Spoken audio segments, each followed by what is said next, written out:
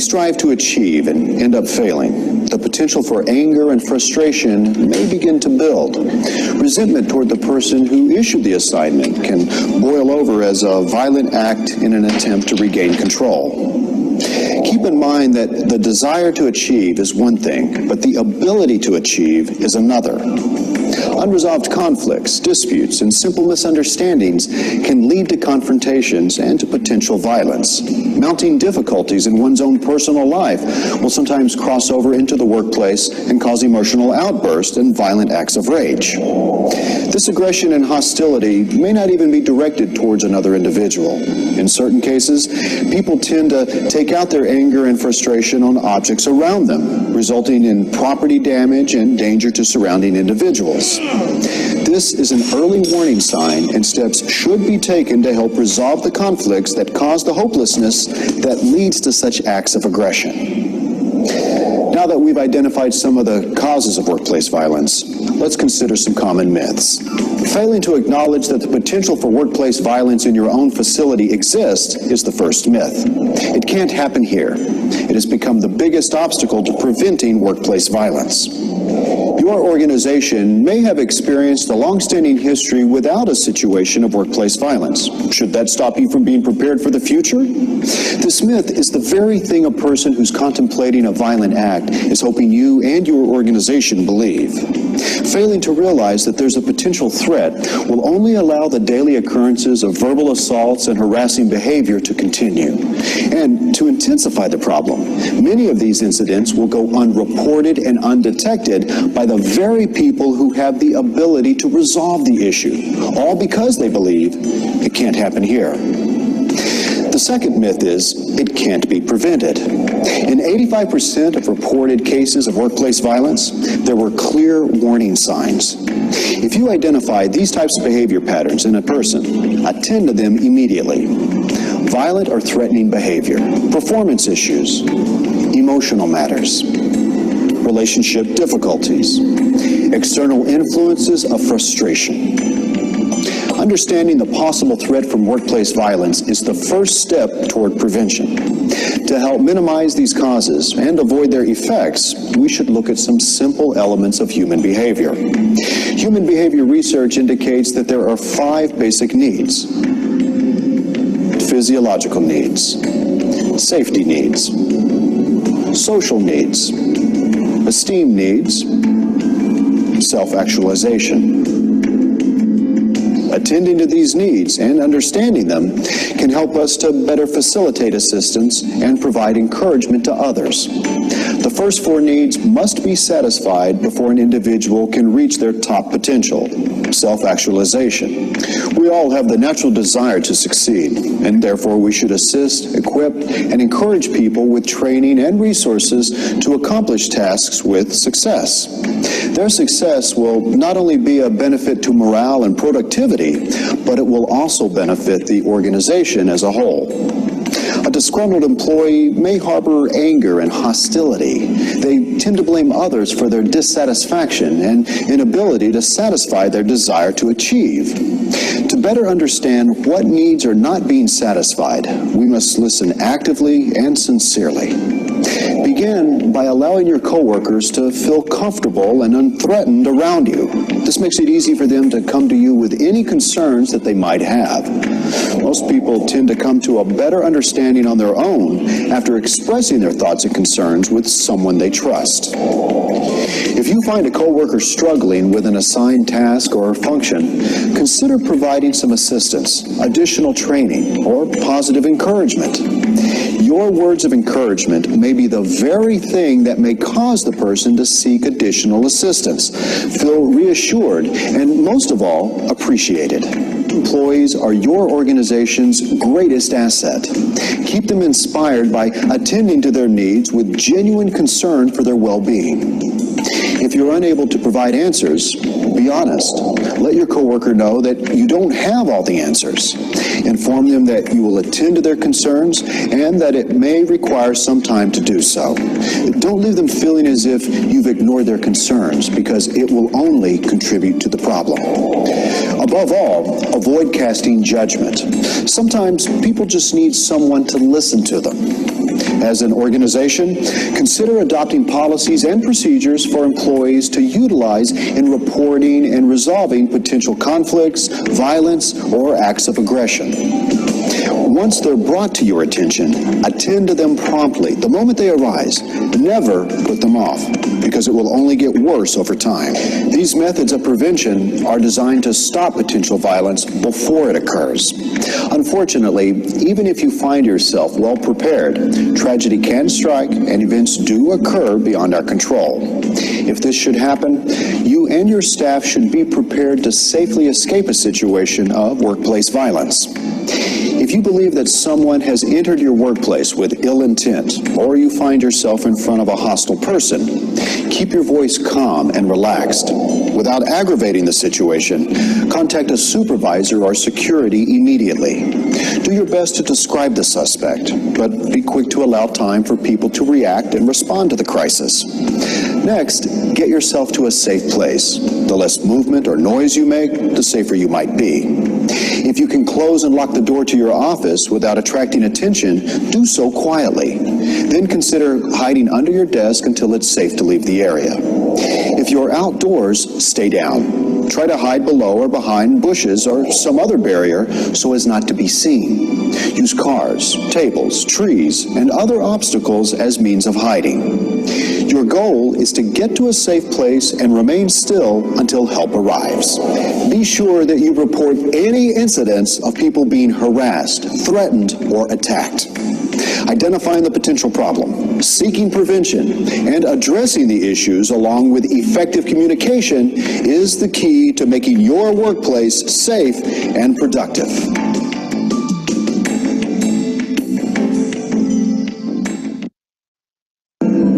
I don't know if Okay, so one of the key things I wanted to point out that they spoke about is social needs that people have. And you know those social needs aren't being met now with the COVID-19 crisis going on.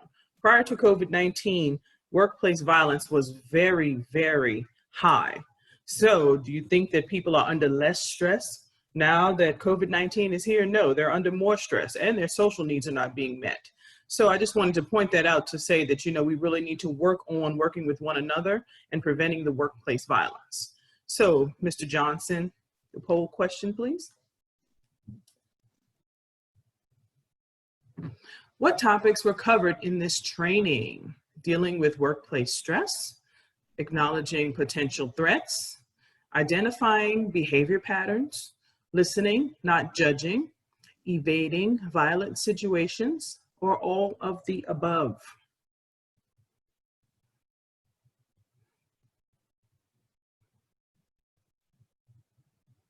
Give it a little more time, give everyone a chance for their answers to get in.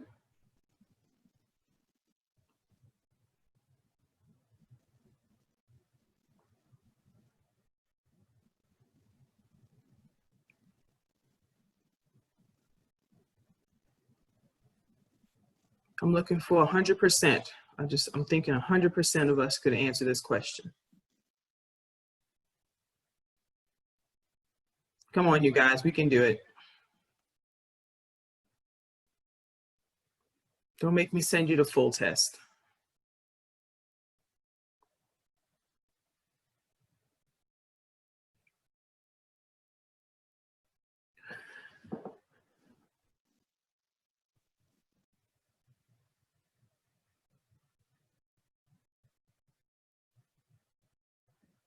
Okay, Mr. Johnson, that's been enough time. All of the above is the answer. All of the above. They've discussed all of those topics. All right, we can move on. Oh, and policies to address these. We do have whistleblower policies. If you see something, you say something, okay? You will be protected if you say something. Just let us know what's going on and we will have the best person deal with that particular situation, and hopefully we can prevent any violence in the workplace. Okay, Mr. Johnson, we can move on to the active shooter training. It's a bit harsh to watch active shooter at times, but it is something that we need to see and we need to know what we should do to prevent having any issues if it's an active shooter. Hopefully we will never run into this, but the training is required.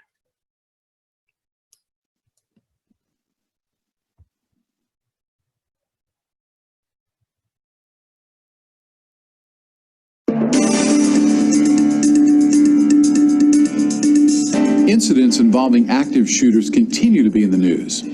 These acts of violence are becoming more commonplace in today's society. And although your chances of being a victim of an active shooter incident are minuscule, it's important your school and your associates plan and be prepared for such an incident. Since 1996, there have been over 45 incidents of school shootings worldwide. The purpose of this informational training is not to alarm you, but rather to enlighten you to some of the elements of an active shooter scenario and what you should do to be prepared to deal with such an act. There are many myths surrounding active shooters. He didn't fit the profile. He just snapped. No one knew. He hadn't threatened anyone. He was a loner. He was crazy. If only we'd had a SWAT team or metal detectors. He'd never touched a gun. We did everything we could to help him. School violence is rampant. This is reality. We can't predict the origin of the next threat. There are only two kinds of schools: those where violence has already occurred and those where violence may occur. All emergency planning is obsessive until it's too late and was not enough. Somewhere an individual is fantasizing, drawing pictures, making a list, and planning his attack. Are you ready? The U.S. Department of Homeland Security suggests the following measures in an active shooter scenario. Evacuate, run. Have an escape route and plan in mind. Hide out. If you can't get out safely, find a place to hide. Secure the hiding place. Turn out the lights. Silence your cell phone. Take action. Fight. As a last resort, and only when your life is in imminent danger, attempt to incapacitate the shooter by any means available.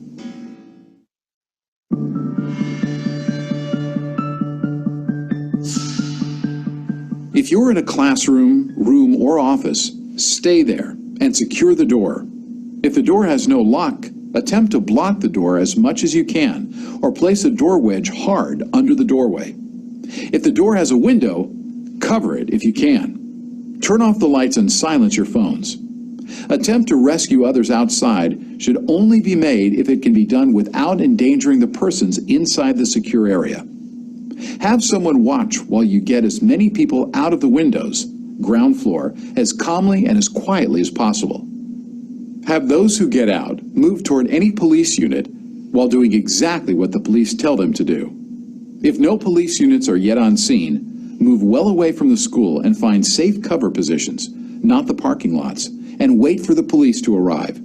If the windows don't open, or you can't break them, or you're not on a ground floor, get out of sight from the door and stay low and quiet. Keep others calm and quiet.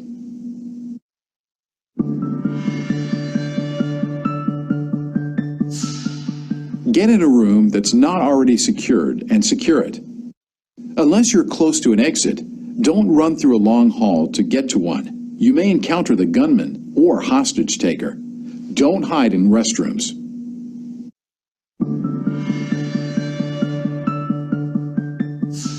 If in a large open area and the gunman or hostage takers are not present, move to and out the external exits and move toward any police unit.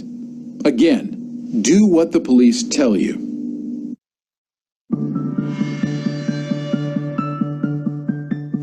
Don't do anything to provoke the shooter.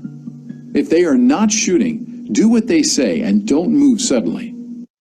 Only you can draw the line on what you will or will not do to preserve your life or the lives of others.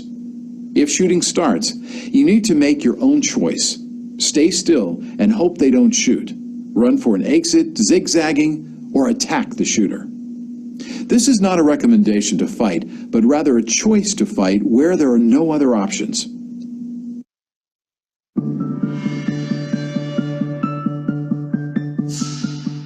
Whenever possible, without bringing attention to yourself, call 911 and be prepared to state your location, the number and description of the shooters if known, and number and location of any potential victims at the location.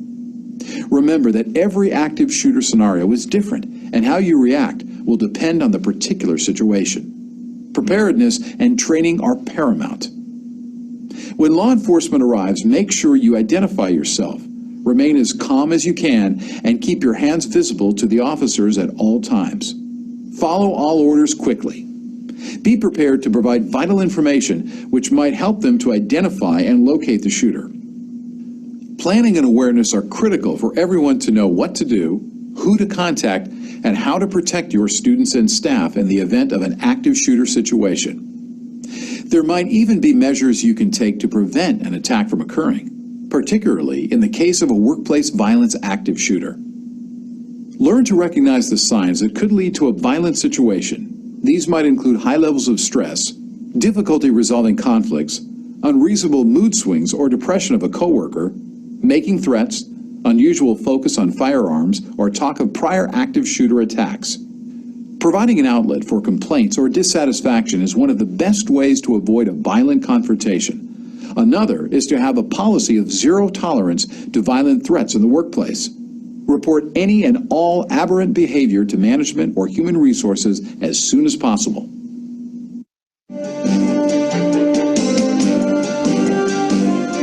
Whether you're coming to class or work, take ownership of making sure your location is safe. Be aware of your surroundings, location of exits, doorways, etc. Report suspicious persons to local law enforcement immediately. Program your local agency's dispatch number in your cell phone.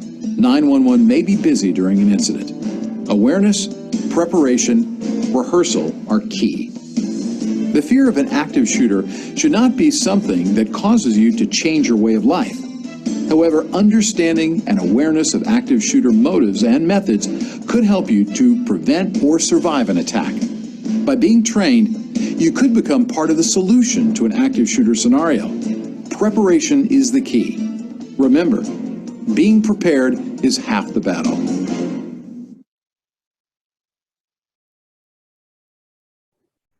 Okay, so just a tip, we can all do like Ms. Bouvier did. If you're having some issues, put it in the chat room. Everything is being recorded. I will see it, and I won't send you the full video with the full page worth of questions. We'll know that you were here, okay? One of the things that I want to point out also in that video, fighting back is not a recommendation, okay? It's a choice that you would make if you have no other options. So that would be a choice for you to make if you have no other options to fight back. So it was a recommendation, okay? And just some good information in that video. Mr. Johnson, the poll questions, please. If you are in a classroom doing an active shooter incident, what should you do? Lock, barricade the door, silence your phone, turn off the lights, all of the above, A and B. Planning and awareness are the keys to surviving an active shooter incident, true or false? All right, see how many answers we can get in here within a minute.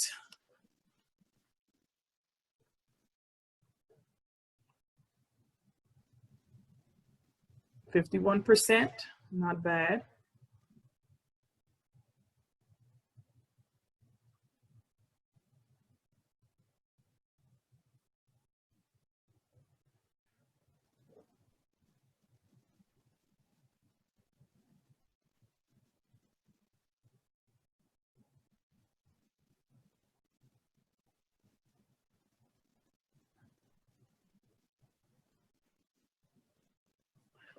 All right, let me see what time it is.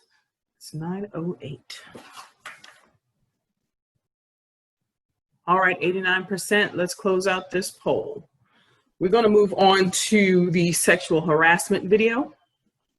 Oh, I'm sorry, I didn't answer the questions. If you're in a classroom during an active shooter incident, what should you do? All of the above. Turn off the lights, silence your phone, lock and barricade the door, turning off the lights so that they don't think anyone is in there. That's why that's on there also. Planning and awareness are keys to surviving active shooter incidents. Yes, yes, and yes. So that's true. And we can move on to the sexual harassment video. Some bad acting, but some good information. Hope you enjoy. Mr. Johnson.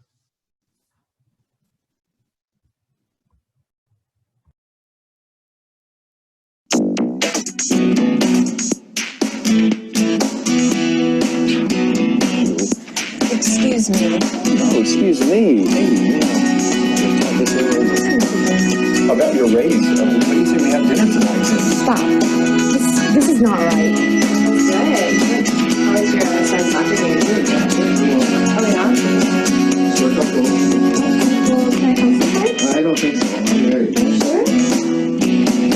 Sexual harassment in the workplace is a subject that should be of concern to everyone. Sexual harassment can affect every workplace setting and at every level of employment.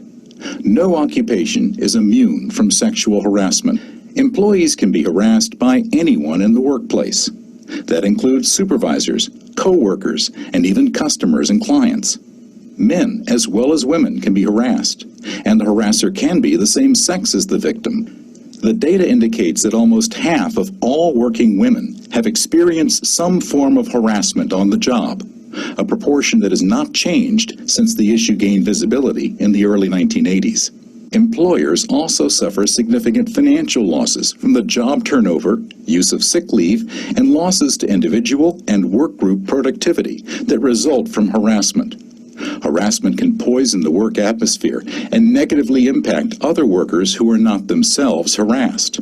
In fact, decreased work group productivity was the largest single cost to the government in its survey of harassment. So you can see that sexual harassment is a subject that we should all be well informed about, because when it is present, it affects all of us negatively. This video will provide basic instruction for the employee on the subject of sexual harassment in the workplace. After viewing this video, you will understand what is considered sexual harassment. You will also understand the basics of the law and what is required of employees and employers in regards to sexual harassment in the workplace. You will know how to properly report an instance of sexual harassment, whether you experienced it directly or simply witnessed it. In this video, it is our objective to provide you with the basic information concerning what every employee needs to know about sexual harassment in the workplace. So, what is sexual harassment? According to the Equal Employment Opportunity Commission, the EEOC, sexual harassment is a form of sex discrimination that violates Title VII of the Civil Rights Act of 1964. Specifically, the EEOC states that sexual harassment includes, but is not limited to, unwelcome sexual advances, request for sexual favors, and other verbal or physical conduct of a sexual nature. These constitute sexual harassment when this conduct explicitly or implicitly affects an individual's employment, unreasonably interferes with an individual's work performance, or creates an intimidating, hostile, or offensive work environment. Sexual harassment can occur in a variety of circumstances, including but not limited to the following. The victim, as well as the harasser, may be a woman or a man. The victim does not have to be of the opposite sex. The harasser can be the victim's supervisor, an agent of the employer, a supervisor in another area, a co-worker, or a non-employee. The victim does not have to be the person harassed, but could be anyone affected by the offensive conduct. Unlawful sexual harassment may occur without economic injury to or discharge of the victim. The harasser's conduct must be unwelcome. It is very important to have a clear picture in your mind of what sexual harassment is and what types of activities are squarely crossing the line. Here are a few samples. Unwanted jokes, gestures, offensive words on clothing, or unwelcome comments. In the golfer. It's an awesome one there. Let me tell you. How could they throw that touchdown like that? Unreal. I cannot believe it myself. Man, look at that. Woo! Touching or any other bodily contact, such as scratching or patting a coworker's back, grabbing an employee around the waist, or interfering with an employee's ability to move. What have we here? Hello, hello, how are you?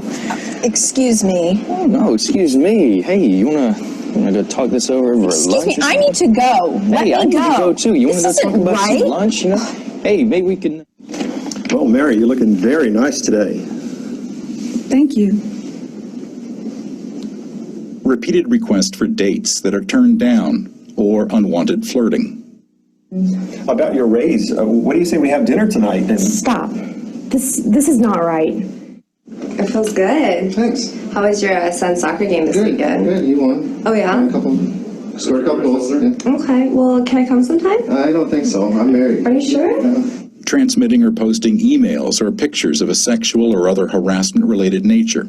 Hey, Rich, I'm about to send you this picture. This babe, she's really hot.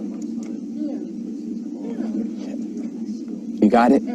Isn't she hot, man, dude? Displaying sexually suggestive objects, pictures, or posters. Hey, did you see the game over the weekend? Yeah, I Those saw it, hot yeah. cheerleaders? Yeah. Check this out, man.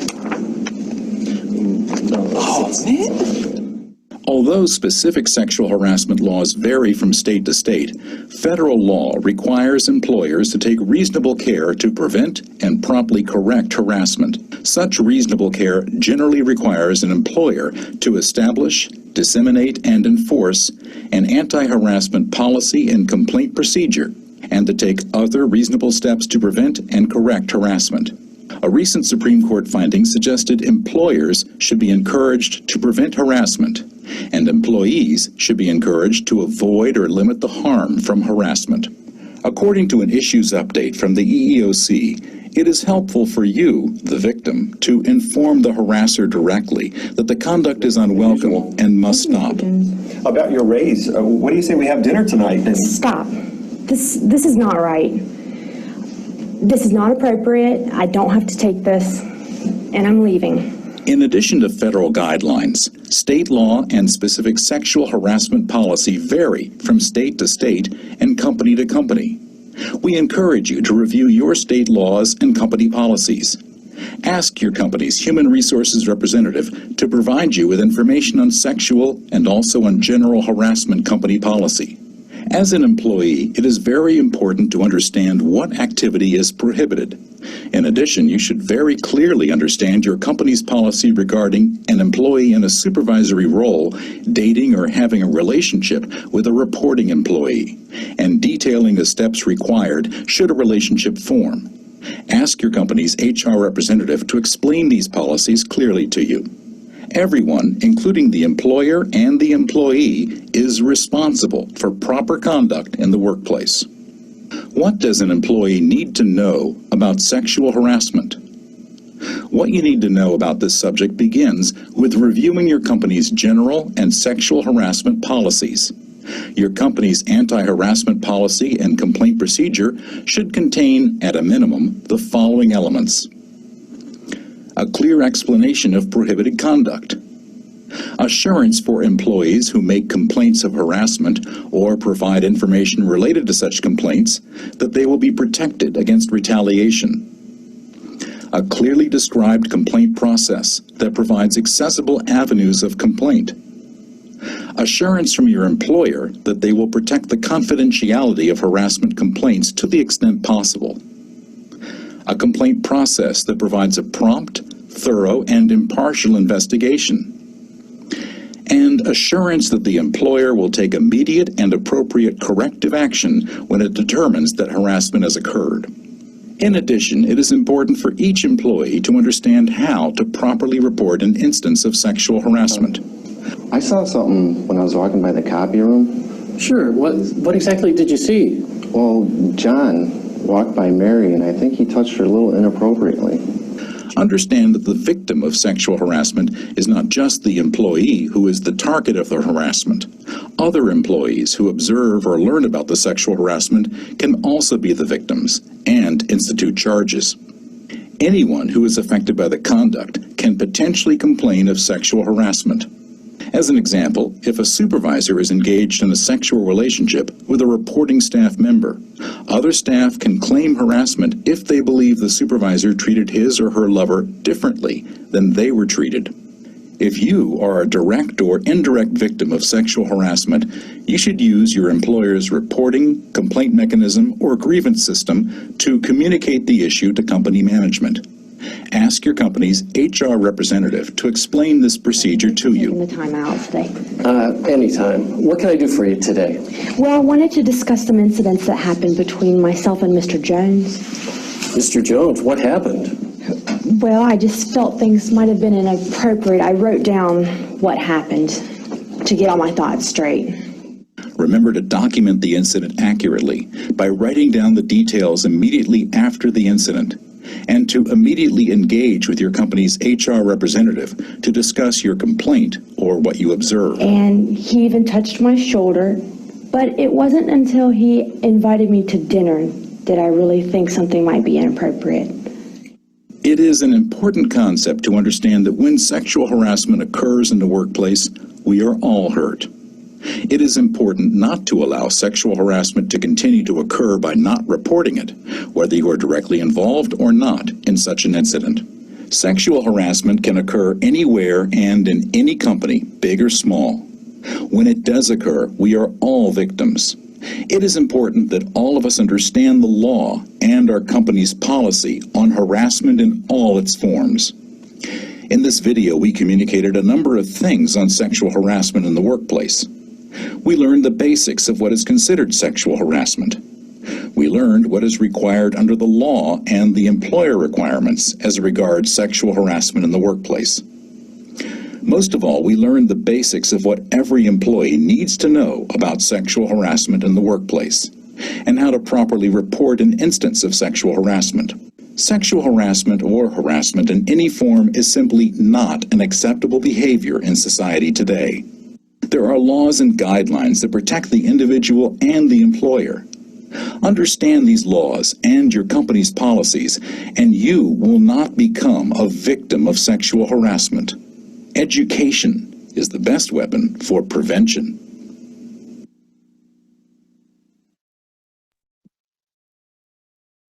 Okay.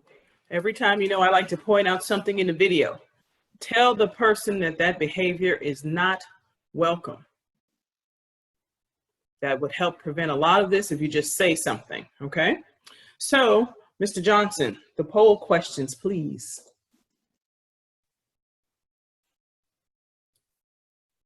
Okay. If they occur repeatedly, behaviors that might be considered sexual harassment include making obscene gestures, sexist remarks, commenting on a coworker's physical appearance, talking about sex, or all of the above. Sexual harassment victims sometimes feel that they are somehow responsible for the harassment. True or false? All right, let's get these answers in pretty quickly.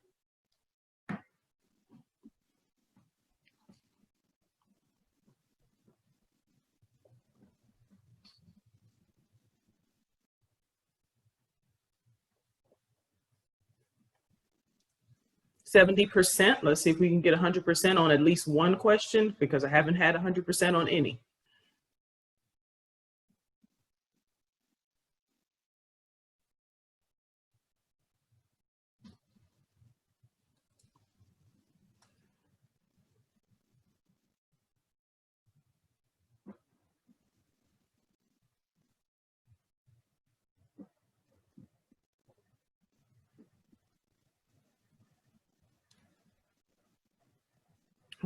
Okay.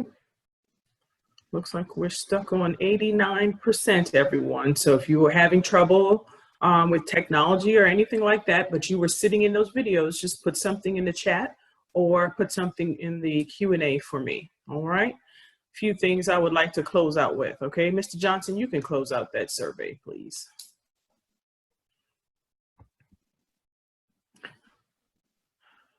All right. If they occur repeatedly, behaviors that might be considered sexual harassment include all of the above. And yes, sexual harassment victims sometimes feel that they are somehow responsible for the harassment. Unfortunately, that is the case. Okay, so in the Q&A, someone brought up the restrooms comment. So in the school district, their restrooms are in the hallway, and they wouldn't have a lock on the door. And in many of these active shooter incidents, people run into the restroom, they have no way out. Our classrooms are a bit different. Our restrooms, a lot of them are in that classroom. And we have the ability to lock that classroom door. So there is a difference with the restrooms in a hallway than restrooms within their classrooms. I just wanted to point that out, and thank you for whoever anonymously put that comment in there. Didn't even think of that, okay? A few things I wanted to point out in these last few minutes. Let's see where I want to start. Okay, anyone that needs to speak with me about something, email me. We'll set up a time. We can either meet face-to-face at the office, or we can do a one-on-one virtual meeting. I'm open to being flexible about that if there's something that we need to discuss, because I know things are a bit different and we are not in that group setting where you can pull me to the side to ask a question about something. So definitely we can do that, okay? I will send out some emails concerning some virtual meetings. It will be more of the meetings type instead of the webinar type. Everyone will be able to actually say something in the meeting, okay? Those meetings will include all state representative, who is Mitch Prescott. Mitch will discuss his accident policies, cancer, critical illness, life policy options. So we will have it more like an open forum. You can ask questions and then he can kind of go step by step with you all concerning the enrollment into all state benefits. The same with Chubb, Mr. Ben Green, the life insurance with the long-term care attached to it.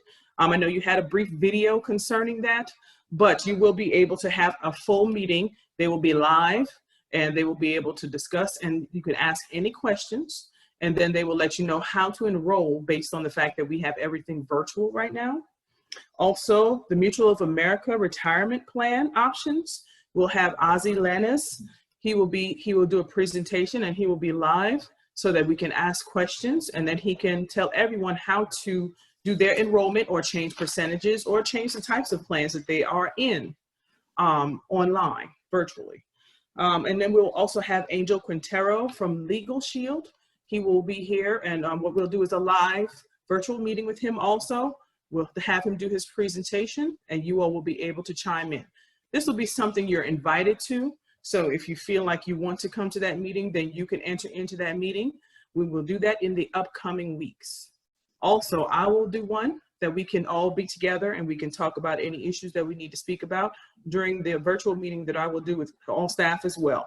But I will schedule it around anything that you have scheduled currently with your supervisors. Also, I would like to just remind everyone to check their emails daily. You can also put the app on your phone. I find it easy to have the app on my phone because I know when I click on that app, that's my work email. I do not combine it with my other emails. That works best for me. And we can discuss that in our meeting that I'll set up within the next few weeks so that I can kind of direct you on how to put the app on your phone.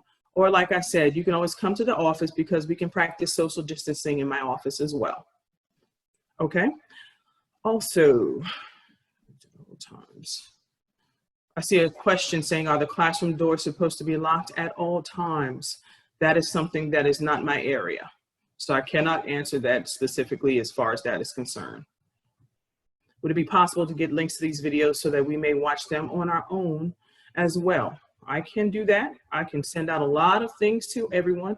I just hope that you all would actually check your emails every day, twice a day. You're missing out on information if you don't check it. Please begin doing the health questionnaires every day. I know it may be annoying and you're saying I'm home and I'm doing it, but once you get into that routine of doing it, then you will not forget on those dates that you will have to report on site. And please fill out that return to on-site work form. Only do it the one time, because I only need the one return to work form, but the health assessment needs to be done, the health questionnaire, needs to be done on a daily basis. And in closing, I just want you all to know that we will be uploading the employee handbook onto ADP, and that will be done within the upcoming weeks. You will be required to do an electronic signature to say that you have the employee handbook and that has all of these policies in it, has policies concerning all these things that were discussed in the videos. And it is an updated handbook that would be provided to you within the upcoming weeks. So as usual, send me an email if you have any questions. I've already emailed a few of you to give me a call when you have some time today, or Monday is fine. So call me if you need to. I do have my phones transferred, but email is the best form of communication for me. I'd like to say thank you. I know you have a few minutes break prior to your next presenter, and I'm very proud of myself in keeping in my time frame. Thank you.